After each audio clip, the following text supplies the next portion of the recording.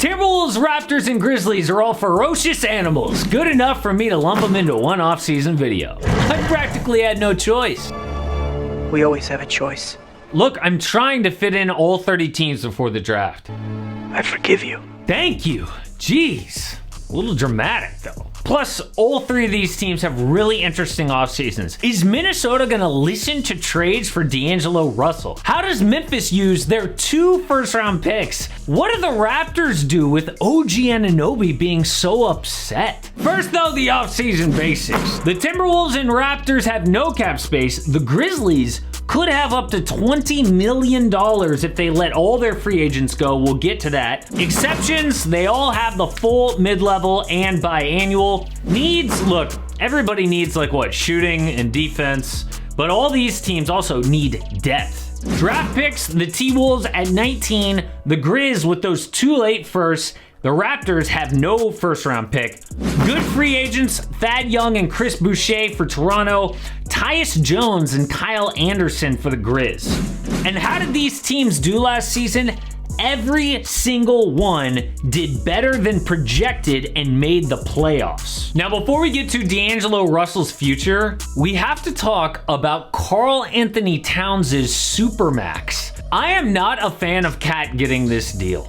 Dude made All-NBA third team, so now he can earn $230 million for 5 seasons. And if he didn't make All-NBA, it would just be $130 million for 3 years. And you know that they're gonna offer him the Supermax. I mean, they've got no choice. Cat is, yes, a super talented offensive player. Offering less would just piss him off and maybe lose him. But Cat's defense especially makes me nervous.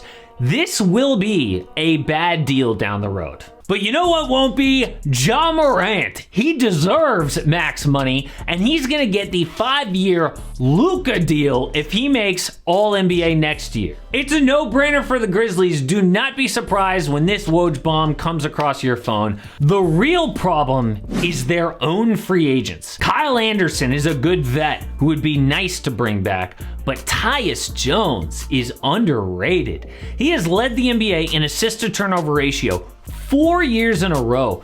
A huge reason they were so good whenever Ja was injured. Do they use this money to bring Tyus Jones and Slow-Mo back, or have $20 million in cap space to just bring in another player? Guys they could get with that $20 million. Jalen Brunson, Colin Sexton, Miles Bridges. I think all 3 of those guys could raise their ceiling, and Memphis should try to go after them, but if not, definitely bring back their own free agents. Next up is OG Anunoby's future in Toronto. Bleacher Report says, word has circulated that Anunoby grew dissatisfied at times with his role in Toronto. Fine, OG. Toronto needs a star center, so if another team wants to make that deal, I think it makes sense. The teams that are apparently interested are the Jazz and the Blazers. The obvious deal would involve Rudy Gobert. The Raptors get Gobert and BJ Boston. The Jazz get OG, Gary Trent Jr., a 2026 first. The Clippers get the Raptors 2024 first. The Clips have to be involved here because Toronto needs to replace Gary Trent's offense. The Clippers don't need like an up-and-coming guard. They need more trade ammo. And with the Raptors first here, they can go out, package Marcus Morris for a win-now player. Gobert and Siakam make one of the best defensive front courts in the NBA. It takes 2 good players and 2 picks to get him, but honestly, that's low when you look at trades for other All-NBA players. The Blazers apparently want OG. I don't see a realistic trade out there. But I don't think this is gonna happen anyway. This rumor was probably started by other front offices who want to try to poach OG because he's one of the best young two-way wings in the league. Now, before the T-Wolves trades, what about the draft? The only excitement would be if Minnesota or Memphis trades their picks. The Grizz front office has a great draft history. Maybe they can find 2 prospects late in the draft, but honestly, like, we have no idea who that would be. It is so hard to identify guys late in the draft. Like, kudos for the Pelicans identifying Herb Jones in the second round, but that never happens. The best case scenario would be for the Wolves to trade up from 19 to snag Mark Williams. He is a 7-foot center from Duke who would be a great backup, but I don't think they can pull that trade off. Instead, they package the pick with D'Angelo Russell to upgrade.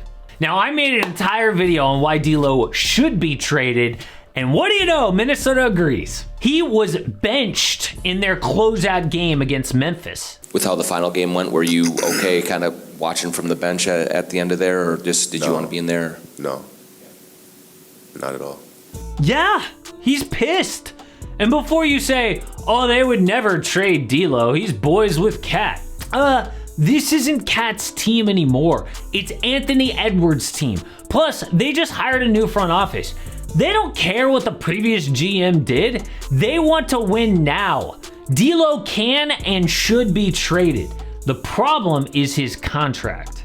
D'Lo has a max deal, but it is expiring, so moving him won't be impossible. The Wizards get D'Angelo Russell and the 19th pick. The T-Wolves get Kentavious Caldwell-Pope, Denny Avila, plus Ish Smith and Vernon Carey to make the money work, and the 10th pick. This would be a dream scenario for Minnesota. KCP and Denny up their defense. And at 10, they can snag Mark Williams at center. Why would the Wizards do this? Well, they do it to make like a mini big three with Bradley Beal, Kristaps Porzingis, and D'Lo. Bradley Beal can sign an extension. They want to show Beal, look, we are trying to compete right now with you, so we are getting win now players. Next up is free agent targets for all three teams, and they all have that full $10.3 million mid-level, which can get a pretty impact player. So first, let's recap what all these teams need. The Wolves need defense and depth. The Raptors really need a center and depth. And the Grizzlies need depth and front court help. My top free agent target for each team. For the Wolves, PJ Tucker. Why not get another defensive-minded vet to play with Patrick Beverley? Tucker is looking for that one last payday, and Minnesota wants win-now players. The Raptors, Jalen Smith. He is an unrestricted free agent, and the Raptors can definitely get him with the right offer. He disappointed as the 10th overall pick, but was really good in his last few games with the Suns and definitely in that stint with the Pacers. The Pacers can only offer him like $6 million, so the Raptors can swoop in and get their young center for the future. For the Grizzlies, Malik Monk. The Lakers can also only offer him like $6 million, so Memphis could sign him. He was probably the best part about the Lakers season last year. Such a smart move from Malik to take that minimum deal, bet on himself, and I think it paid off. In Memphis, I know he's not the best defender, but they have a lot of great team defense around Malik, and his shooting around Ja Morant would go a long way, especially if he was willing to come off the bench. We will fit in all 30 teams before the NBA draft because it's like draft and then free agency really picks up, and so really the off seasons are off and running at that point. So we're gonna get all of them in. Tell me which three teams you want to see next. People are always requesting them. The Raptors was like probably the most requested team. We got them in today. Until then, check out the off-season playlist and catch up on the teams that you haven't seen yet.